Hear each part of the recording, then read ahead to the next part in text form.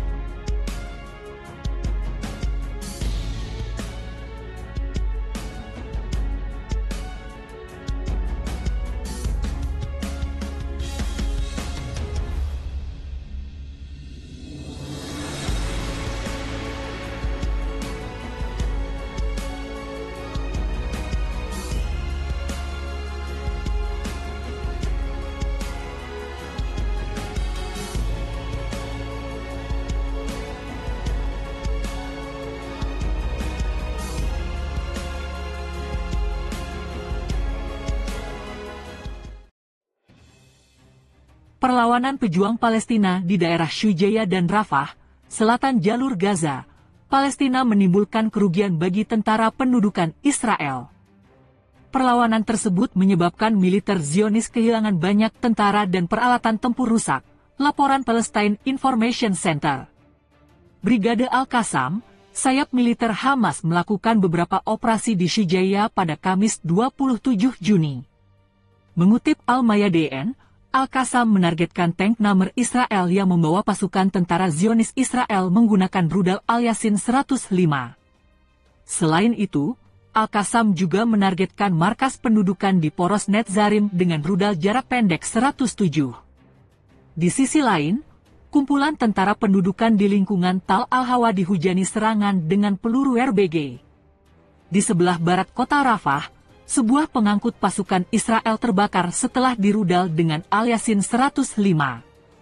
Seusai serangan itu, sebuah helikopter langsung mendarat di lokasi serangan untuk mengevakuasi korban tewas dan terluka. Tak hanya Brigade Al-Qassam, serangan juga dilakukan Brigade Al-Quds, sayap militer gerakan jihad Islam.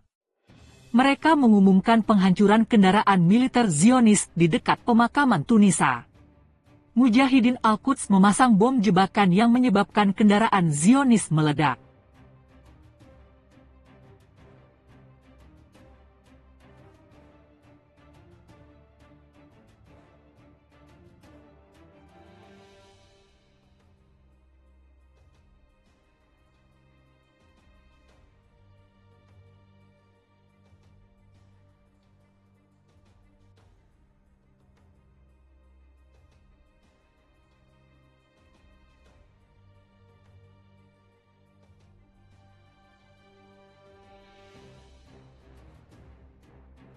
Takut kualat, ogah ikut perang Gaza, ratusan tentara Israel kabur ke luar negeri. Laporan dari media Israel Haaretz menyebut ketakutan perang Gaza telah menyebar di antara para tentara cadangan Israel. Dikatakan bahwa puluhan personel tentara cadangan menolak perintah perang dan bersiap menerima hukuman. Sementara ratusan tentara lainnya meninggalkan Israel dan pergi ke luar negeri setiap bulannya agar tidak dikirim ke garis depan. Mereka kabur tanpa memberitahu komandan mereka.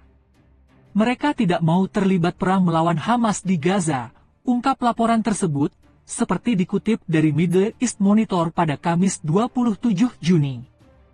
Parlemen Israel atau Knesset menyetujui rancangan undang-undang wajib militer pada Senin 24 Juni. Aturan itu akan menaikkan usia pengecualian dari dinas cadangan militer untuk sementara. Usia untuk prajurit cadangan dinaikkan hingga usia 41 tahun dan untuk para komandan hingga usia 46 tahun. Kemudian RUU juga memperluas layanan beberapa profesi yang ditentukan oleh Menteri Pertahanan hingga usia 50 tahun, termasuk dokter tempur, para medis, dan teknisi. Undang-undang yang diusulkan memerlukan persetujuan dalam 3 rapat untuk menjadi undang-undang. Jika lolos, maka akan berlaku hingga 30 September. Menteri Komunikasi Shlomo Karhi menilai perginya ribuan tentara cadangan dalam peran tempur dan dukungan tempur dapat menyebabkan kerugian besar bagi efisiensi operasional tentara dan kemampuan tempur. Pada 11 Juni, Menteri Pertahanan Yoav Gallant meminta perpanjangan undang-undang tersebut selama 6 bulan. Namun setelah mendapat kritik dari penasihat hukum pemerintah, Gali Baharaf Miara, perpanjangan tersebut disepakati selama 3 bulan. Menurut data tentara Israel, hingga Minggu malam, 23/6, 665 tentara dan perwira telah tewas di Gaza sejak 7 Oktober, termasuk 313 orang tewas sejak dimulainya serangan darat pada 27 Oktober. Data tersebut juga menunjukkan bahwa 3.894 perwira dan tentara telah terluka sejak awal perang, termasuk 1.977 orang dalam pertempuran darat. Sementara itu Israel telah membunuh 38.000 warga Palestina di Gaza dan melukai lebih dari 86.000 lainnya. Kebanyakan dari mereka adalah wanita dan anak-anak.